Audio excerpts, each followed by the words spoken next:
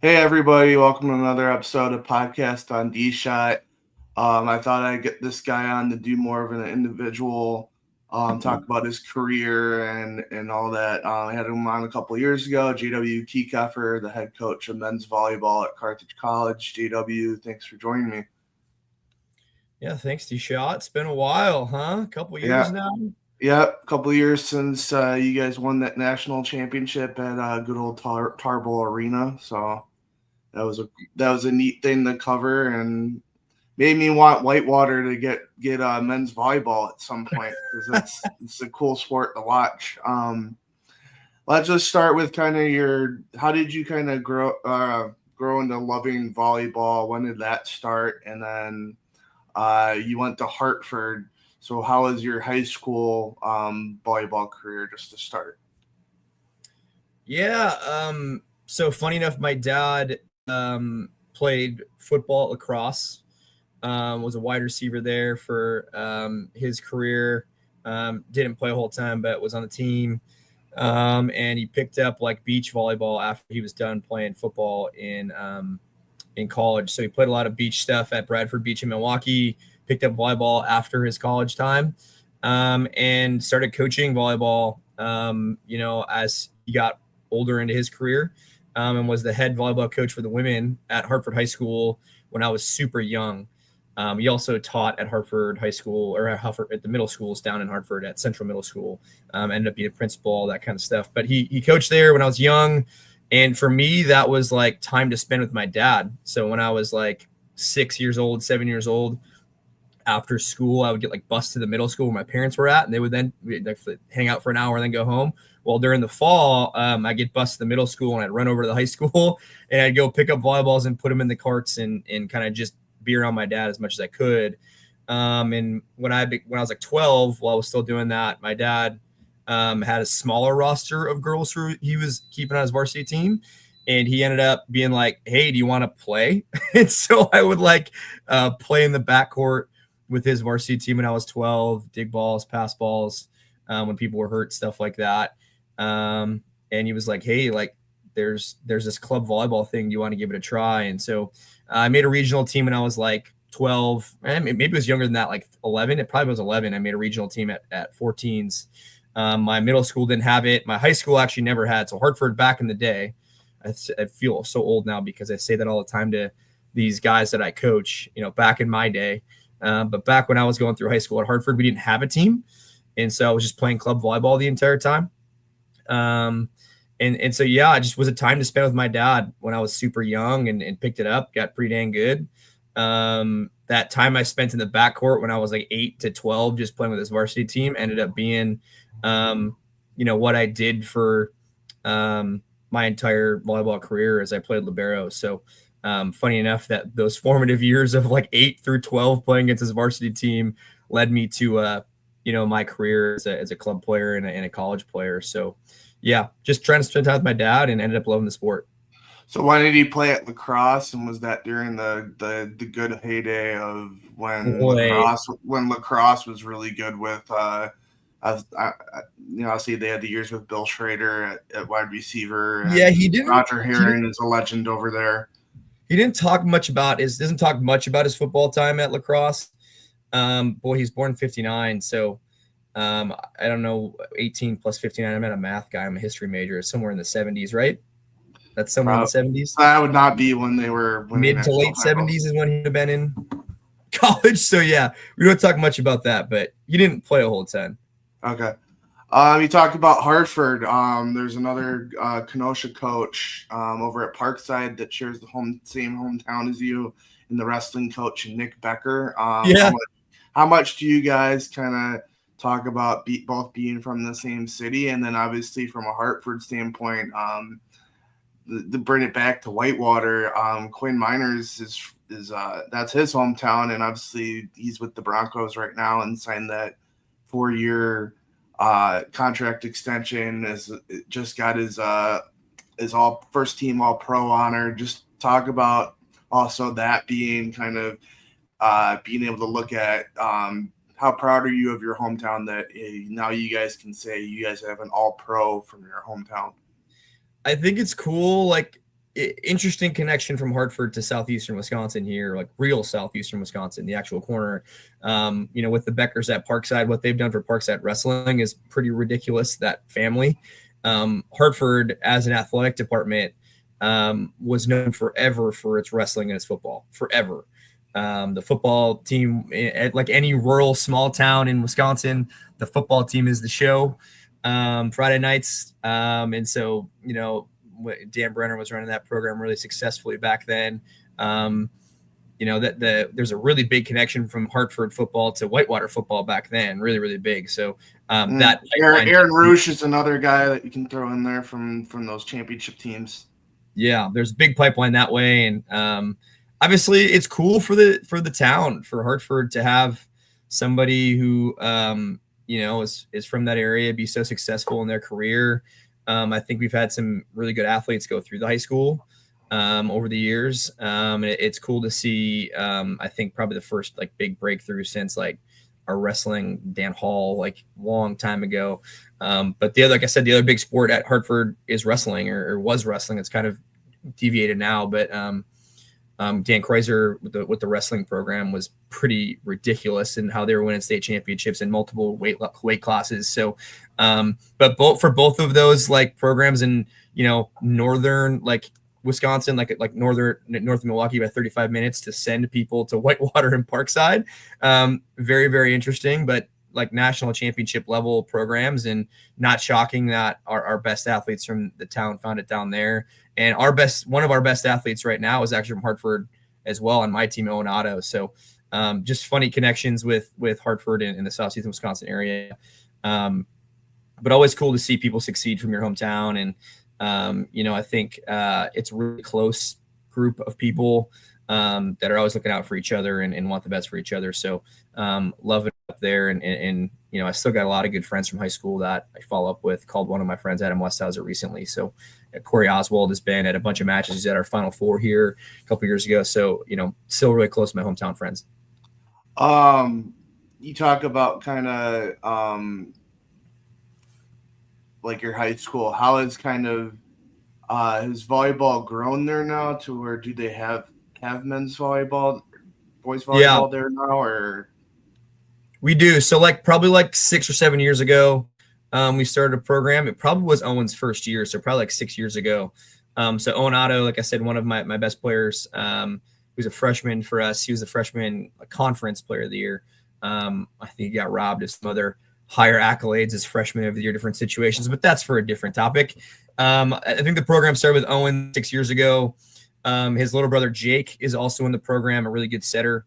And so, Hartford's been growing in terms of volleyball. It's not been like the biggest thing. They usually have between 12 and 15 guys, just trying to keep it around, be a thing. So it's really cool. I think Owen did a great job of building it within his class of friends. And I think that's kind of the thing. If we would have had it back when I was going, I think we would have had a lot of people go out, but I think it had to do with we would have had 2 guys playing club, and it's about bringing your friends with you. The high school coach, Terry Wick, coached the women's team back when I was there too, and just a really awesome guy, and happy that he's running the boys program there. He's an amazing person, and he's been down in our gym to kind of learn from us too down here. So the connection continues, I guess you could say. You played Division I volleyball over in Indiana, if I'm correct. Talk about that experience and kind of your playing experience there. And then obviously, I think if I'm correct, at the same school, you're an assistant coach eventually. Just talk about being able to play at that school and then go and coach at that school. Boy, coming out of high school, I wasn't the highest recruited player on planet Earth. Had some interest from here, Carthage, actually, and decided to take a Division I offer. It was called Indiana Purdue Fort Wayne back then. Now it's just called Purdue Fort Wayne. And they had come off of getting second in the nation in 2007, a couple of years before I had shown up. So a program that was, historic. The coach there at the time, his name was Arnie Ball. He was in the Hall of Fame. He is in the Hall of Fame. My biggest mentor now as a coach, somebody who obviously knows what the heck he's doing. And so Arnie recruited me there to play at Purdue Fort Wayne. And it was an awesome decision. I loved every second there. It's another, Fort Wayne kind of reminded me of like a really big version of Hartford. It's actually like similar to Kenosha here. Like it's a city. It's a big city. It's like 250,000 people. But it's still relational driven. Like people care about each other. They want the best for everybody in town. The town supports local businesses, and local businesses support the college really well. We would have routinely, like if we played Ohio State or Penn State or Ball State or Loyola, we'd have 2,000 people in the gym, and it was loud. Electric environments. D-Shot, you saw that in the 2022 national championship matches. Like when you get 2,000 people inside a volleyball arena, it is the coolest thing. The sport is athletic and fast. It's loud. And so that was a routine thing for me in my college career, is 2,000 people in a facility and go play volleyball to the highest level. I started the back half of my freshman year. I started my entire sophomore year. I was 6th in the country in digs per set. So that was a pretty cool year for me personally. But our team, we had a tough year. We didn't play the best volleyball that we could have, and kind of struggled through that year, finishing the back half of the conference.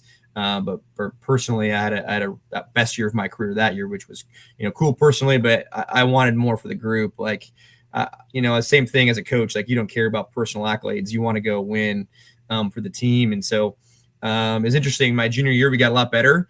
We ended up finishing 5th in the conference, but I got beat out in the middle of my junior year and kind of just came off the bench for that year. And then most of my senior year, I came off the bench.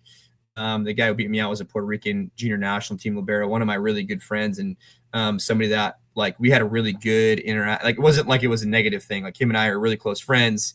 It became a really big think tank. We really got better together and pushed each other to be better. Luis was a couple-time All-American then for IPFW in his career. So really cool experience. My last year, we ended up like at 9th in the country being ranked. In my senior year, I was captain the last year. Just cool stuff that we were able to bring the program to. Lost in the semifinals to the eventual national champion Loyola. The conference was loaded that year. I think in any other year in the MEVA, we probably would have made the NCAA tournament. Would have been at least had a chance to get the MEVA finals, but the conference was crazy that year. We didn't make it out. So it was a fun career. I loved every second. Like I said, I really felt like I left the program as a player better than I had come into. And we had some awesome success.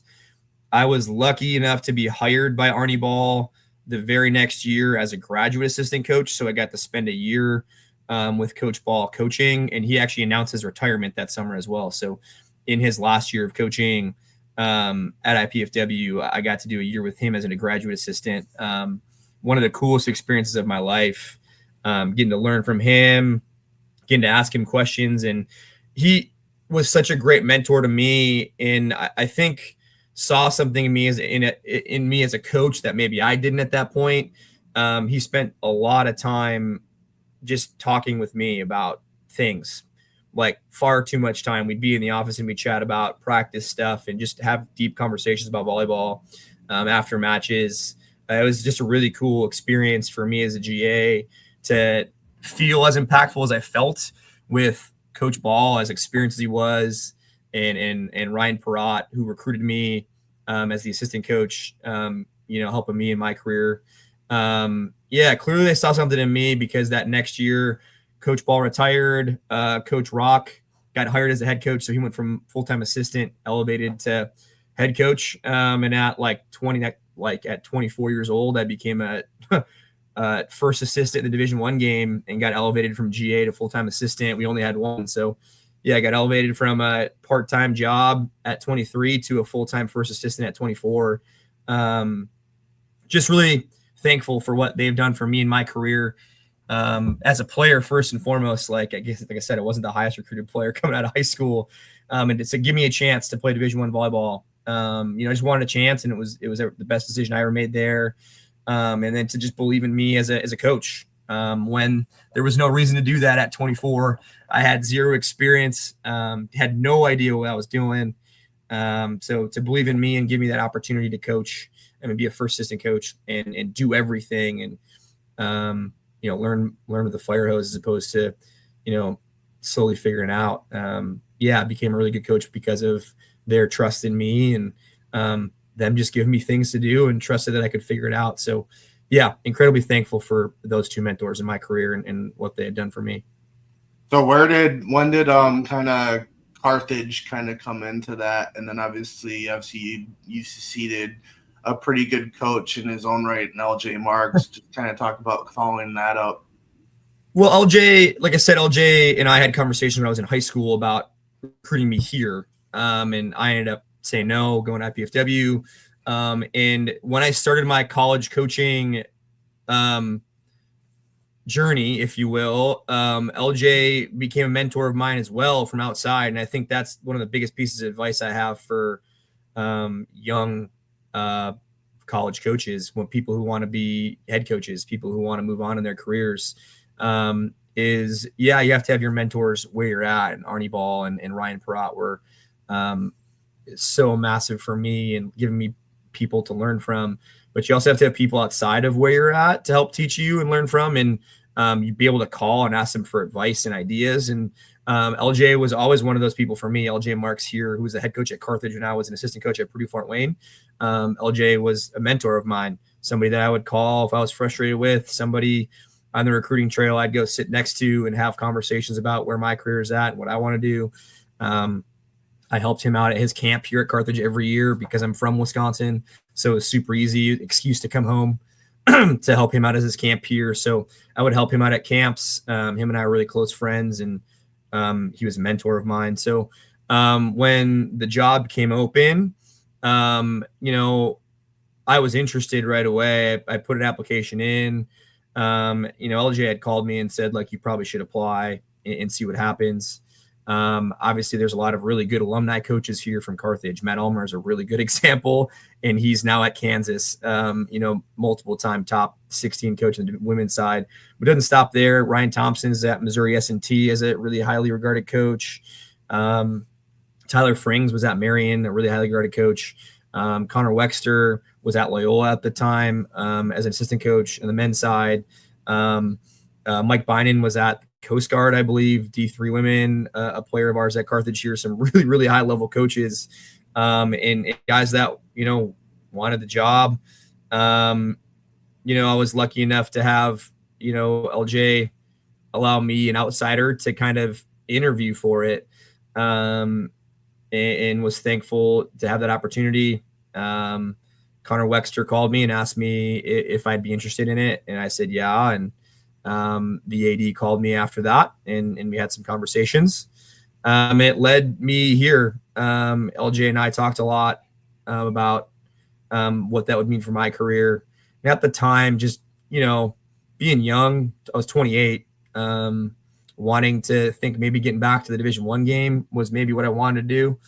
And maybe almost not taking it because of that. And then you're realizing, you know, this is the right place to go for my career. And if you do it well, you can go anywhere you want. And so I took it, and like couldn't have gone better, really. And at this point in my career, like, I don't see myself going anywhere. I love what we've built. I've had some opportunities to interview other places and maybe go somewhere else. And just nothing is worth it really in the men's game. And I want to be a men's coach. So yeah, excited about where we're at with Carthage, what we're doing with Carthage, and particularly how this program's supported by our administration that goes all up to our college president. It's a pretty special place for men's volleyball. And I'm thankful that we have the support from our athletic director, Ryan Kane, and our college president, Dr. Swallow. It's pretty unique. So how much of it kind of obviously taken over for LJ? How much of the success was already there at that point, but just kind of how much kind of did you kind of inherit from like maybe a roster vantage point in that first year? Yeah, I think we really, I mean, I inherited a championship level team. Like, quite literally, they were ranked number 1 all year. The year before that, they had lost one match in the regular season, and just had a tough conference tournament and NCAA tournament. And so like walking into that, I think that is a very interesting place for me. At Purdue Fort Wayne, we were always the underdog. We were always, playing with house money. Everybody always thought they were better than us. People were better than us. Everybody had the top 15 and 20 recruits, and we were running in trying to go, ruin their days by digging a lot of balls, extending rallies, and just being pests. It was a very blue collar, bring your lunch pail to work, outwork people every single day place. And understand you're always the underdog and take that on as a chip on your shoulder mentality. And then coming to Carthage, where they had been ranked number 1 all season long. Carthage is a program in Division III men's volleyball that has a lot of history of success, and so it's the exact opposite side of that. Like you're always you have a target on your back always. You're a top. Everybody wants to beat you. Everybody knows that if they can beat you, they got to. It's their turn. Their chance to go win a national championship. You're kind of the litmus test out here. And so it was hard. It was different. It's a different pressure. It's a big pressure you have to wear every single day. And as I told the guy this year, like we didn't make the NCAA tournament last year. We got ranked 8th in the country. I think we should have been in. We didn't get in. And you turn around to this year and, people are talking about us having a chance to win a national championship and getting ranked in the top 5. And, Kalu, who just won the national championship, talks about how they wanted to play us and they think we had a chance to beat them. It's just, when we haven't earned anything. We didn't make the tournament last year and people got the target on our back right away. It's this place and who we're lucky enough to bring into this place. And so it's a different mentality, but it's a mentality of you got a chance to go win every year if you do it the right way. So that was cool. And the way I describe it to people is like, and it's funny, but it's true. Like when somebody hands you the keys to a Ferrari, you don't beg that. You don't get mad and say, I wish this was a Mercedes. Like, what the heck? Give me a Mercedes. You're like, oh, Ferrari, cool. Let's go have some fun. And so, I don't drive the Ferrari the same way LJ drove the Ferrari. That's for dang sure. We run our programs differently. But like, you inherit things that were special. And so what the goal was to take LJ's culture and inherit the things he did incredibly well, which obviously he did things incredibly well. One of the best coaches and the best mentors I could ever have. And to take that piece and to just drive it differently, to make sure you maintain the same culture, the same commitment, the same alumni engagement to this place, the level of this place that those guys have and had in the way they played as hard as they played, and take it and just move it to a different system that I wanted to coach. And so I think we did that really well. I mean, obviously we did that really well. Like, we went in and, that first year was COVID. And then our first 2 years together, we were able to go win 2 national championships. So it was hard, but like I said, most times you become a head coach and, the program left the head coach for a reason, right? There was usually when you're becoming a coach as a head coach, there's a moving on period from a head coach. And there's a reason why you're the head coach. Is because that team wasn't successful. Maybe there's some culture problems, something like that. And this was the exact opposite. LJ, took a leave from volleyball to go be dad with his kids. And there was zero things wrong with his program and what he was doing. And it was very much, he should have kept going. And I'm thankful that I didn't screw it up. Really thankful that I didn't screw it up. And his trust in me and the AD at the time's trust in me. I want to quick hit a few years after you guys won the first the second natty, you got honored at your college alma mater. Just talk about kind of what that meant to you. That was, thankful to Coach Rock, Ryan Perrott, for welcoming me back home. That was really cool. He didn't have to do that, obviously. It wasn't something that he needed to do. In fact, like it was against probably what he should have done in playing an actual match against a Division III team where only bad things can happen, right? Like if he wins that match, okay, it's a D3 team. You're supposed to win that match no matter how good we are. It's a D3 team. You're D1. You should win it, right? If we get competitive and they lose a set or two, oh my God, how are you losing to a D3 team? They're a D3 team. What's wrong with you? And so to allow me to come back home with my group, And to be in that gym again as a coach, as a head coach, and really just to be in that gym again and compete in that gym, no matter what type of competing it is, was extraordinarily special.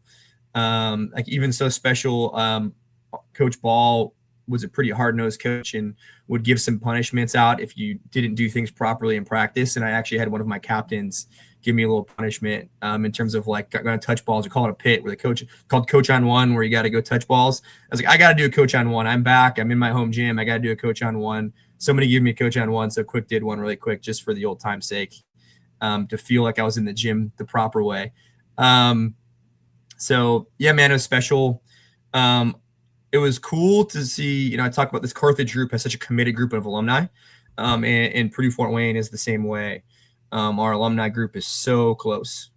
So many good friends, from guys who played in the 80s to guys who play now. Like I'm friends with guys who played in the 80s at IPFW. And to see the amount of people that came back to that match, right? It's a D3 team versus a D1 team. Like alumni don't need to show up to that. But to see the alumni, we had like 40 alumni in town to come watch the match. That was cool. It was really cool to coach in front of those guys and for them to, want to celebrate my career and what I've done. And I was only 31 at the time. Like, I don't know what we're doing. I'm not old. But just incredibly thankful for that opportunity. It was really cool. How has kind of boys volleyball in the state of Wisconsin, in terms of the high school side of things, grown since you played?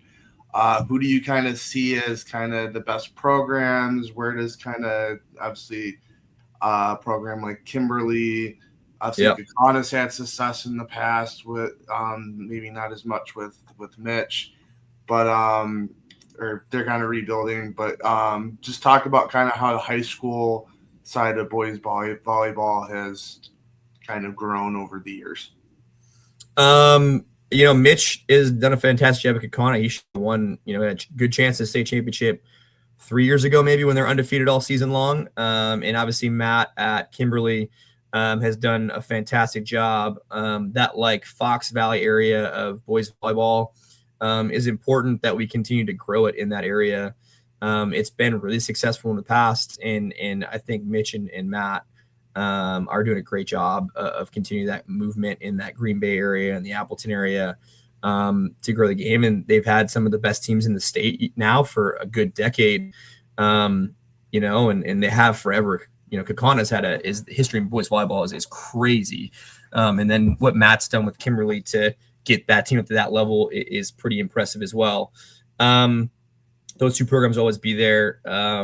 Marquette is always one of the top teams in the state. Jay Cossin is doing a fantastic job there and continuing to build on the history of Marquette boys volleyball. Wauwatosa East has been a place that has been up and down, but it's always been a hotbed of boys volleyball there. John Simon. That's that one where it's Tosa East and West, or is it just Tosa? That's Waukesha.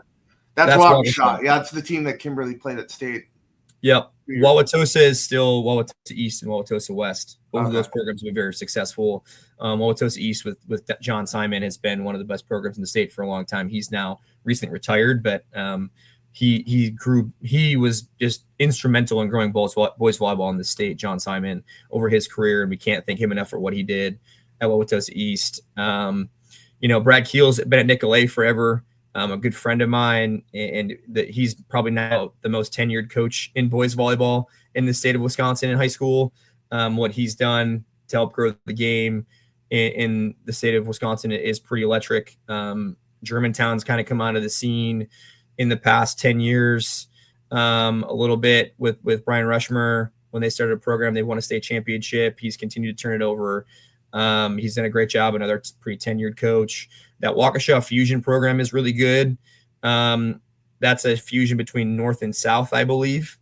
Waukesha West is still its own program, and they're doing a fantastic job. Tamarai is really continued to build on a legacy that is Waukesha West boys volleyball, another program that's always consistently great.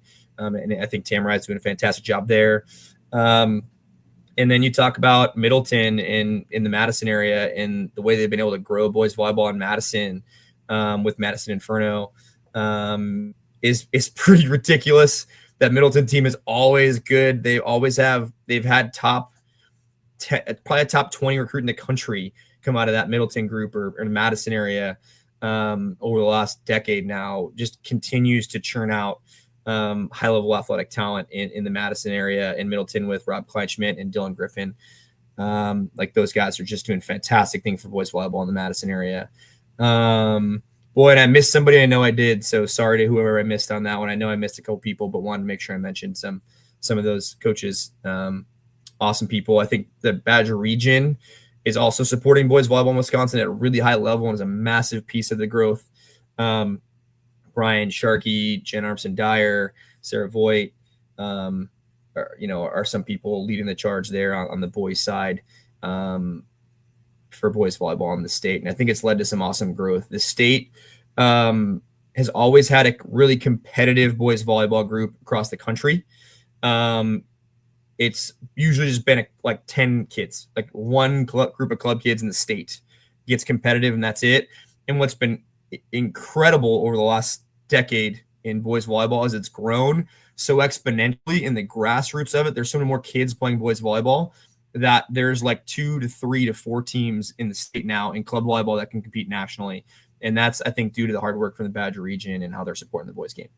Where do any of the Kenosha high schools fit into boys volleyball, or how those? Yeah, Tremper has been one of those programs that's been really good historically. And they still have a program. They're doing a great job. I think right now you're looking out like west of Kenosha where the best like boys volleyball is, where Wilmot had a state run a couple years ago. And then maybe not Wilmot, it was Union Grove. It was one of the two. I forget. I know Union Grove had one recently with Ty Jeske and boy, I'm so sorry. He's at Stevens Point now. Hudson Dressen, sorry. I'm in Southport. And then you're talking about Westosha is doing a great job right now as well. Brian Sharkey at Kenosha Indian Trail, really growing the game well. And then like Park and Case have some good teams. So it's gone really, really well, I think, in this area. Park has been like historically, and Case historically have had some incredible programs. And they're continuing to grow and have some decent success. But like the history of Racine volleyball on the boys side is pretty ridiculous, and Horlick as well, actually.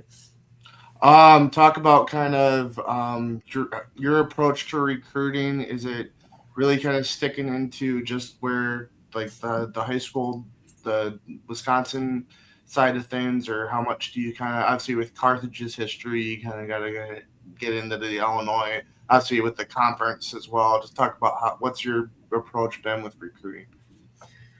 We've been really successful in Illinois. I think that's one of the things that's maintained itself from LJ's tenure to my tenure. Is Chicago has continued to be really good to the program, and we continue to get some really great talent out of Chicago.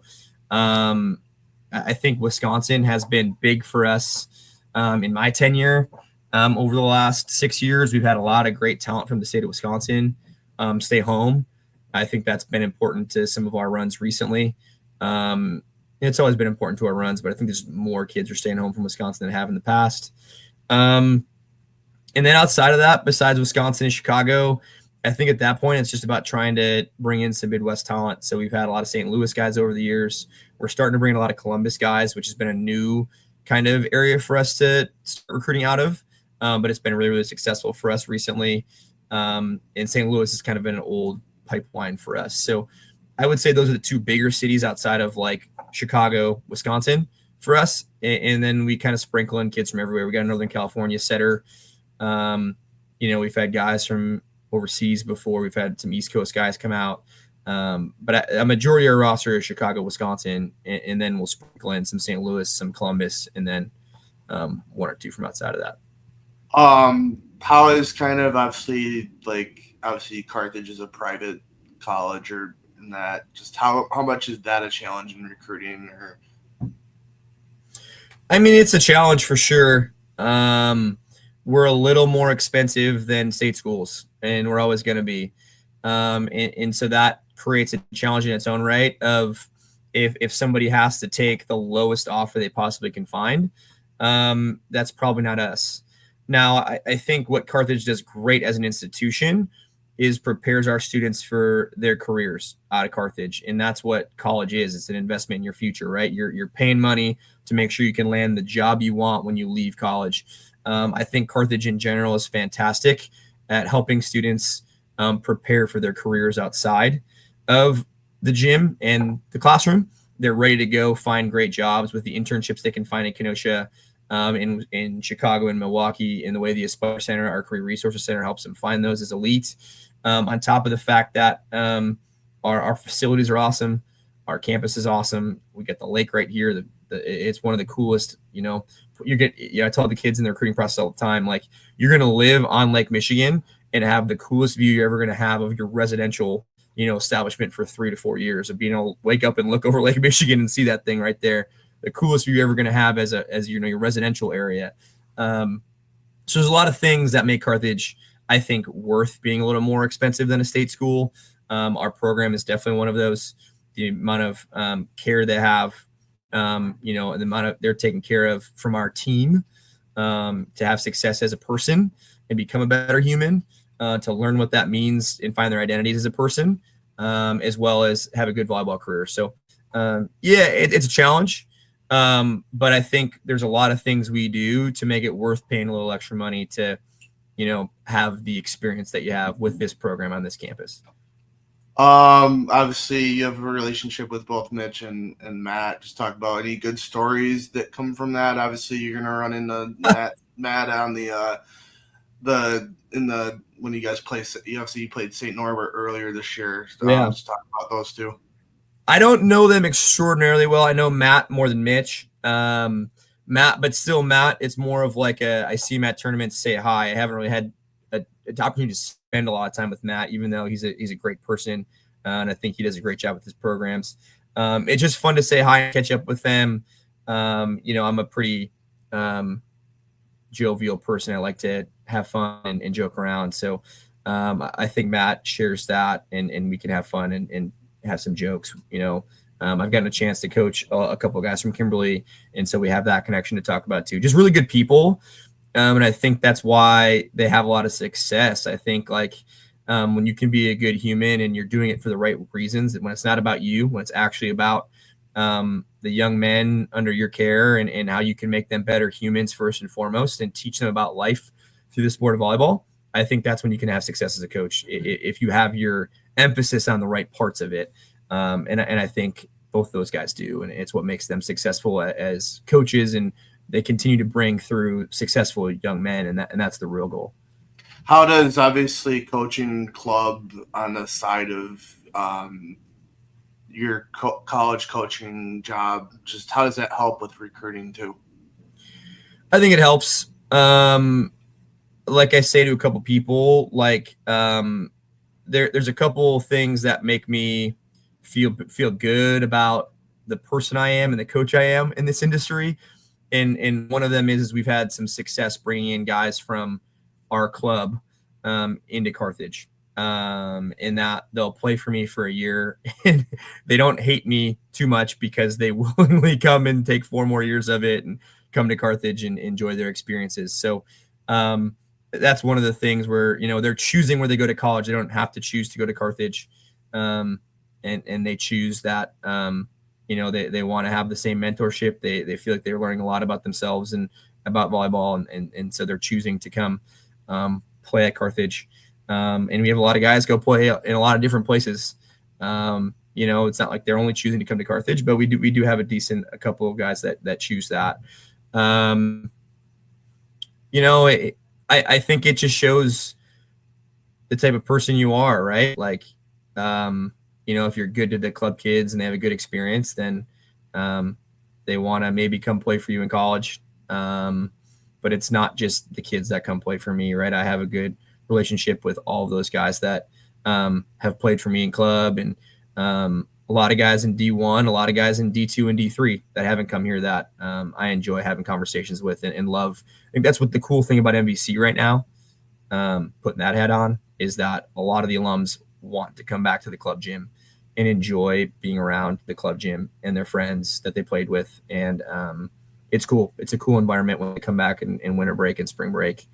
The amount of them that want to be there. Yeah, it's cool.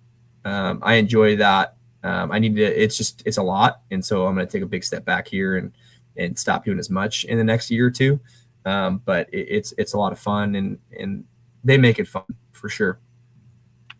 Before I talk about the national championship teams and obviously this year's team, and ask you about those things.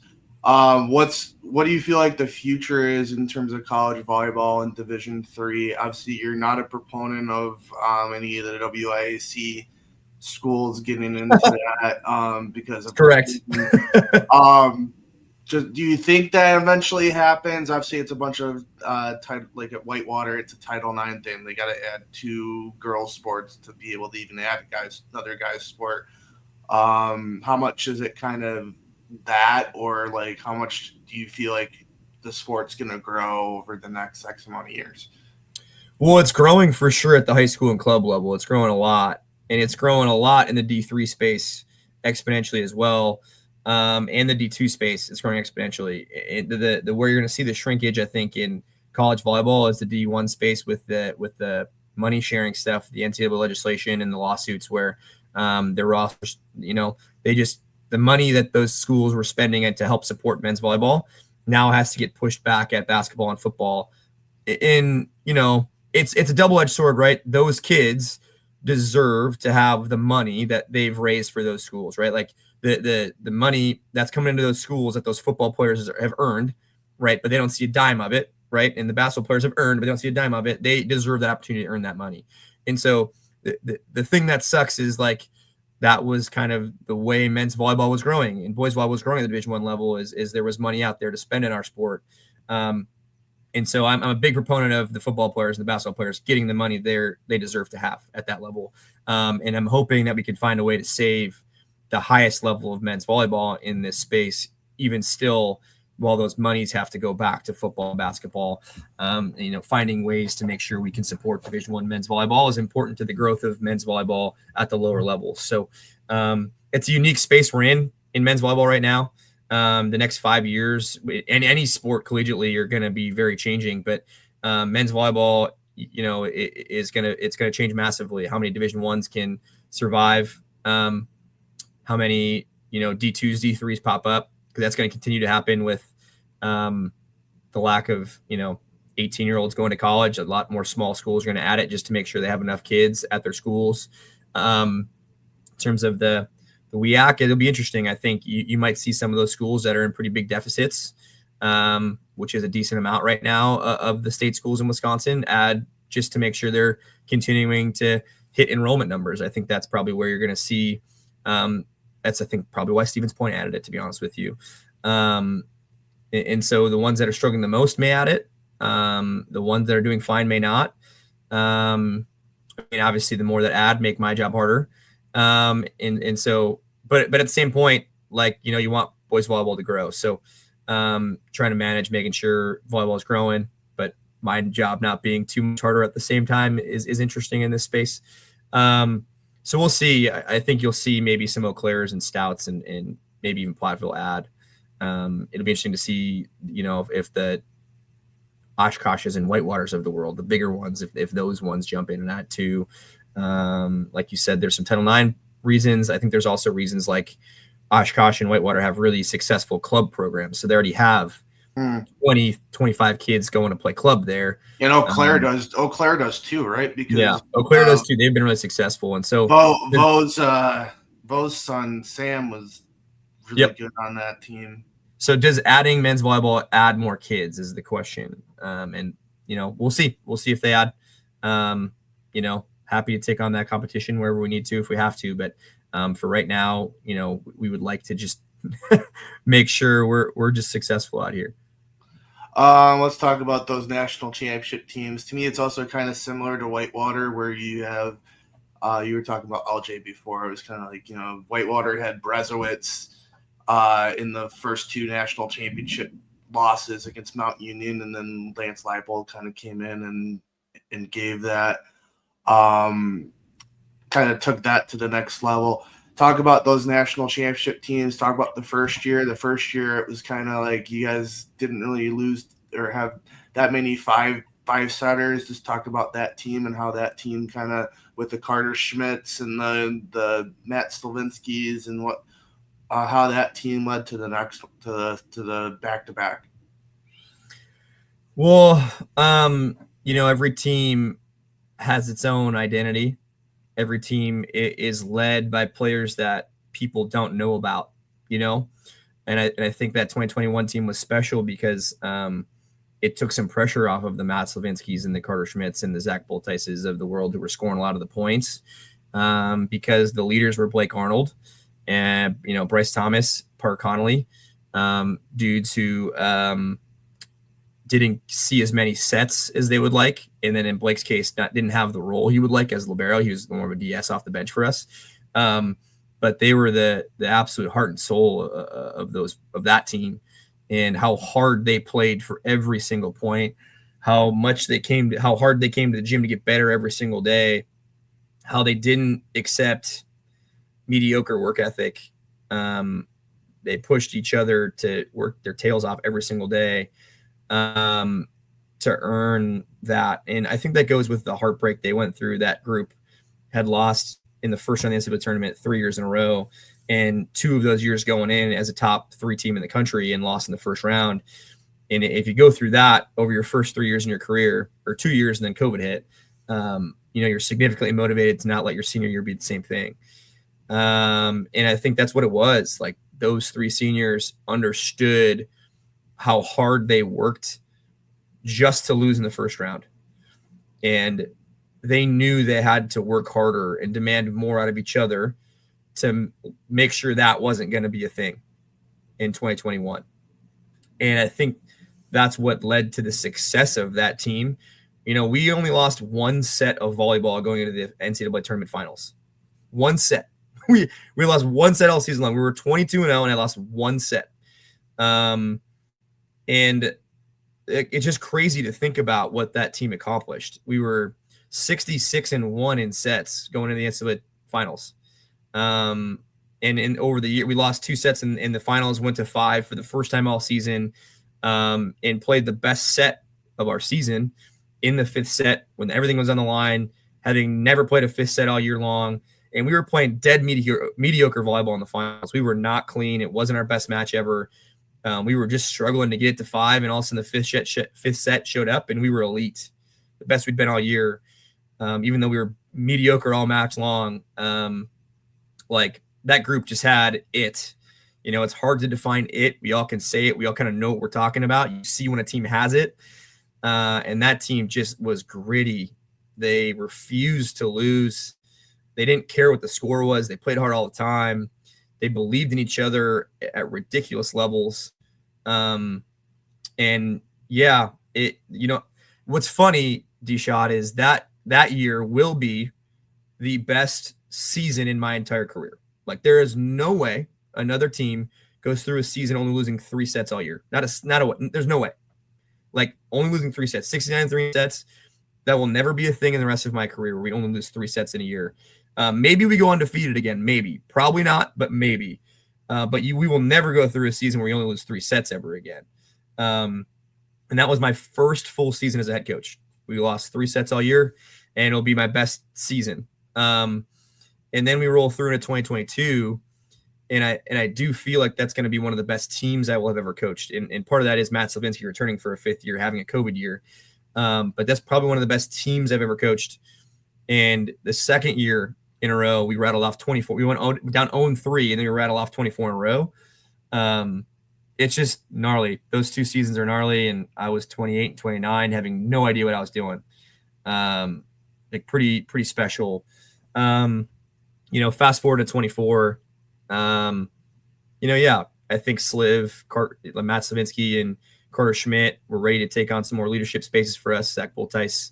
You add David Marcus to that group, who is the ultimate warrior. And so we lost those guys who would run through all those seniors. And so adding David Marcus was massive for us to continue that mentality.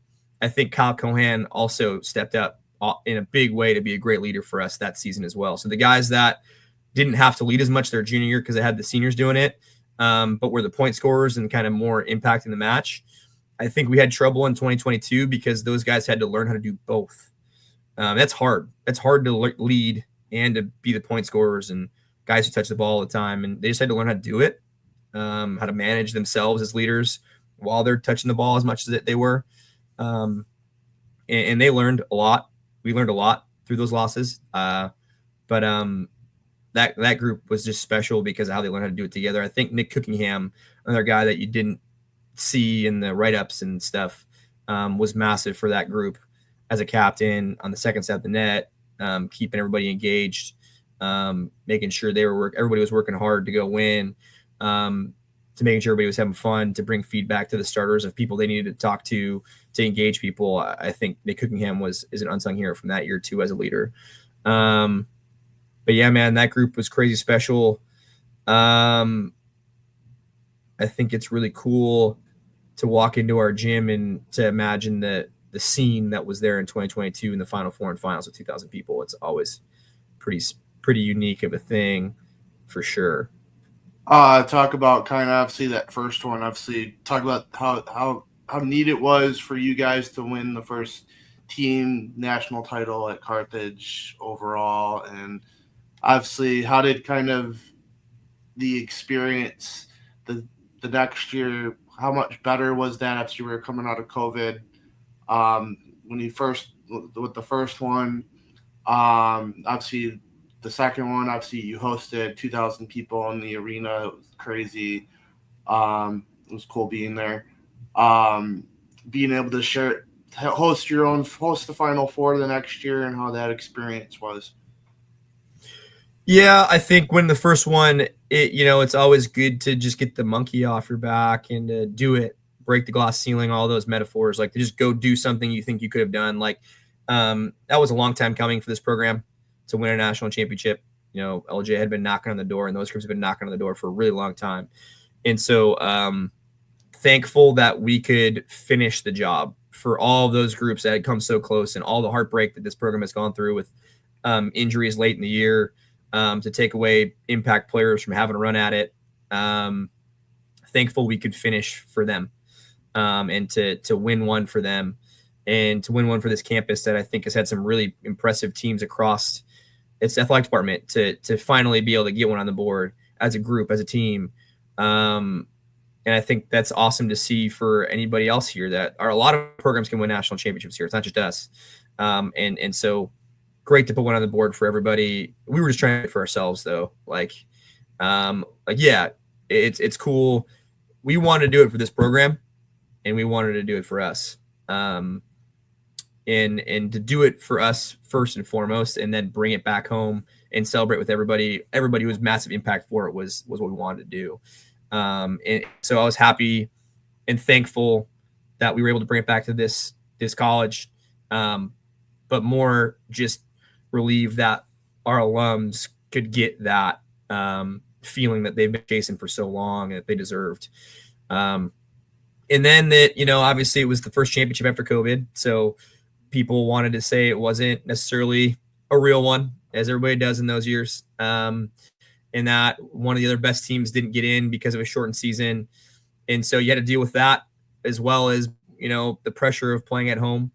So that's a lot. And so I think we felt that early on of getting to play at home and having to try to make it, on top of like people basically saying it was a fake championship and wasn't real. And so we finally got into our groove. And so again, like it was a different type of special. One, to win the first one for the alums, right? And for this program and for ourselves to show we could do it was awesome.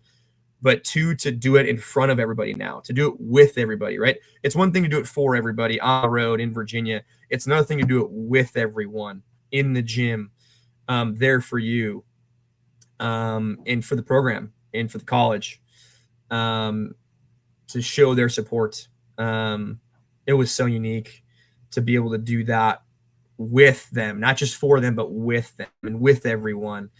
And that play, and you were there, man. It was rocking. 2,000 people both nights. It was absolutely rocking both nights. The alums came out in full force. pretty special, and they're special for different reasons, but that like they're just unique. Both of them are very, very unique. But yeah, really cool environment, and happy to do it with them, not just for them. I thought it was kind of, obviously you're playing that Springfield school that last match of that. I thought it was kind of ironic that it was you saw Carthage Pride on one of the scoreboards. Yeah. That was kind of just kind of ironic that the other team was Pride. Yeah, actually, that's a fair point. Never even thought about it that way, but it was relatively ironic for sure. Talk about this year's team a little bit. How you guys kind of you're signing. Obviously, there's some expectations. Just talk about this year's team so far. Yeah, we're young. I think that's cool. I was talking to the Mason coach, is a friend of mine. He was talking about, like, I asked him for some advice on something. I forget what the advice was, but I think it was just on how do you manage like moving through different teams, right? Every team's different in college. And he was talking about eras, like he's on his like third era of team. And I think that's pretty interesting way of describing how you move through different groups as a collegiate process of like, this is a fully new era for Carthage volleyball in terms of the players in the court. Last year, David, Marcus, and Gene McNulty, were starters for that 2022 team, and were still with us last year. And they've since graduated.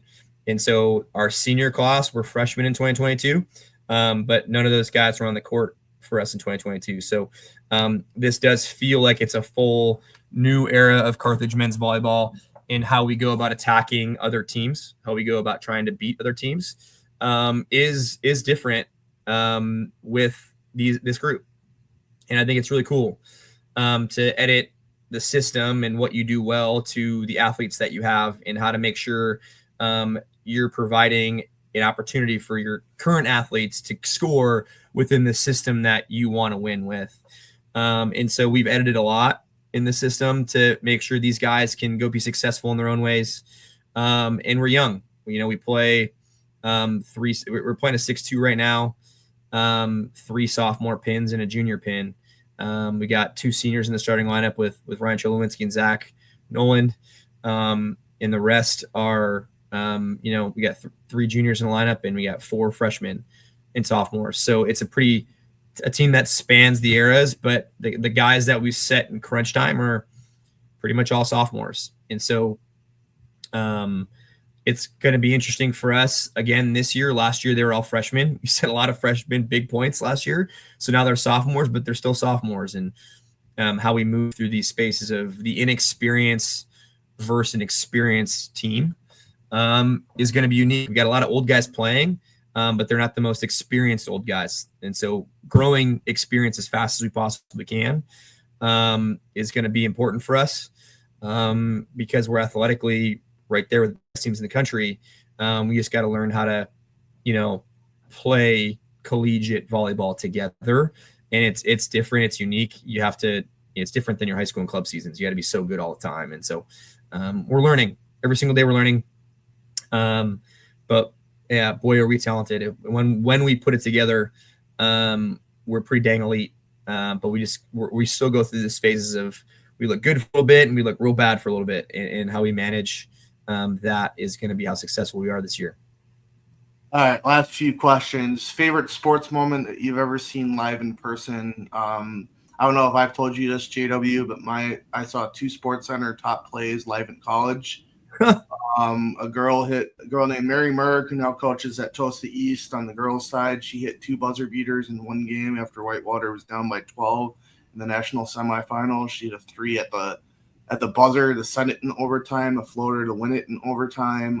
They were playing for obviously they were in the Final Four, but they had a girl that the prior year that committed suicide, and they were playing for her, and her number was 32. The first shot was a 3, the second was a 2, and the Amherst coach was like, there must have been a guardian angel letting those shots going. The bigger moment is obviously being from Kenosha. Obviously, we'll bring back the good old Salem Civic Center into this. I saw the Cordell Young coast to coast game winner for when Whitewater was playing Duncan Robinson, who now plays for the Heat. Duncan Robinson played 1 year at Division III. Duncan missed a shot with they got tipped up and in with 4.8, 4.9 the clock, and then Cordell Q, as we call him, he went coast to coast to win us the Natty with 0.9 seconds left. So I'm going to throw two things into this. Favorite sports moment that you ever seen live, and obviously since Bob Uecker just passed, what would be your favorite Bob Uecker call? Because I would probably say, oh man, the Bob Uecker one's cool. The Bob Uecker one's cool.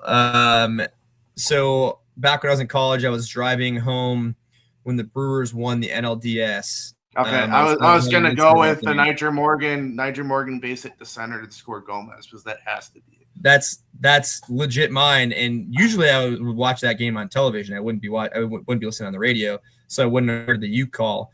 But I was driving home from college that day. It must have been fall break, or I don't know, maybe Thanksgiving break. I don't even remember when it would have been. But I was driving home from college, driving one of my best friends home to hit where he's in Chicago, and listening to the game, and the Niger Morgan hit to send him to the NLCS. For sure is my favorite Uke call.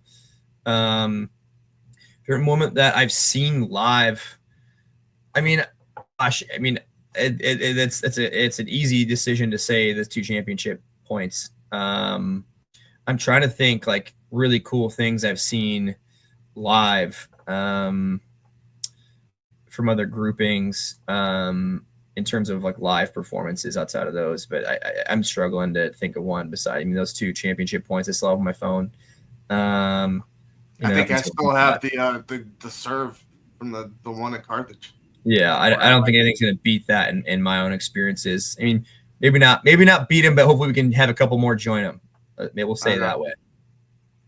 Other thing I'd probably throw in there, being at Whitewater for the majority of Lance Leipold, outside of maybe the first 3 seasons of his success, and seeing what he's doing at Kansas now. But favorite spots in Kenosha, like your favorite the restaurant spots or any of that. I love that. Frank Steiner, I'd say like any of the, or Luigi's or Kaiser's got to be up there. Kaiser's for sure. I like Captain Mike's a lot. That's our. I have not been there. I've not been there. I still need to go there. That's our post game establishment. We'll go get burgers at Captain Mike's since their kitchen's still open relatively late. But Captain Mike's a great burger joint. I would recommend that. I live in Racine now. My girlfriend and I go to Sticky Rice a lot in downtown Racine. That's a great place. Great. We had great pad thai there. Frank Steiner, obviously a classic. Have you done the Firebird Challenge yet? There's no way. There's just no way I'm doing that. No, I can't. I don't eat a lot of food. I can't do 5 meats. I'm not a ham guy and I'm not a spam guy. I'm not gonna. Yeah. The other place that I like in Racine is for breakfast is Maple Table. So those are my local establishments that I frequent. I think the Buzz does good coffee. I go there a lot. Eastview Coffee is new. I'm a big coffee snob, so I buy like local roasted grounds at Eastview Coffee. Give them a shout out. I got a little pour over right next to me here that I made some this morning. So and a little shout out from a local roastery too. All right. So best part about being obviously at Carthage, talk about kind of the coaches in that athletic department. Obviously, your women's coach has had some good success as well. Is that Leanne Ulmer, if I'm correct? Mm-hmm. Obviously, you guys are going to be having a significant part of Carthage athletic success retire this year. And Augie, just talk about being a part of that athletic department, and then obviously talk about like Augie's career. Yeah, thankful to have the mentorship from Coach Ulmer on the women's side of the volleyball program here, and then Augie is he is Carthage. He is Carthage Athletics. It's either he's Carthage or Bosco's Carthage. Well, and I was going to say that we still got Steve Jerkovic, who also is Carthage, and Bosco Jerkovic is still around a lot. Also Carthage. Those 3 guys probably are Carthage. You're defined by them, and I'm lucky. Steve and I are really good friends. Steve Jerkovic are good friends, so lucky to call him a friend, and lucky to have Bosco and Leanne, Augie as mentors, Brady Lindsley on the tennis side, also a good mentor who's been here for a while now at Carthage, who's been really, really successful and somebody who's I would call a mentor in my life here. Augie's Carthage, man. We're sad that he's leaving. Those teams are always successful, and he just brings such a joy to our department and how he interacts and wants to make sure everybody feels welcome. So we love Og. We're sad to see him leave. Happy for John LeQuay. He's been here for a long time as assistant, and he deserves this opportunity. So happy for John as well. How's their football program adjusting to the new coach? Good. Pop's been great. Coach Papino is a fantastic addition to our department, along with all of his assistant coaches. They run their program the right way. Their culture is elite. You've seen hopefully they can kind of take some steps forward now that that stud quarterback is going to be done at North Central and Luke Laney. Yeah, as he would say, I think their goal right now is more looking at that medium half of the CCIW, and North Central is very, very good at football. Wheaton is very, very good at football. They have some climbing to do before they can really think about the North Centrals and the Wheatons of the world. And I think that's where their focus is right now. But their cultures are awesome. Those kids are awesome. They're recruiting the right kids. They're helping push those kids in the right direction. They're giving them knowledge about being better people, but also how to take care of their bodies and do it the right way. Coach Pepino is going to be really successful, and I'm excited that he's with us. Hopefully he can schedule Whitewater again like Dustin did. Like that. We'll see. Again, I think that's probably a 5 to 6 year out period before they get back to that. Yeah, but that was cool a couple of years ago. Now I can have some finally have some bragging rights over my brother in the football. Yeah. Even though we should have scored 60 points in that game, but yeah, we're gonna. I think that's a whiles out before Coach Pop does that again. Okay, all right. Thanks, Coach, for joining me, and go Firebirds. Thanks, Shot. Go Birds. All right.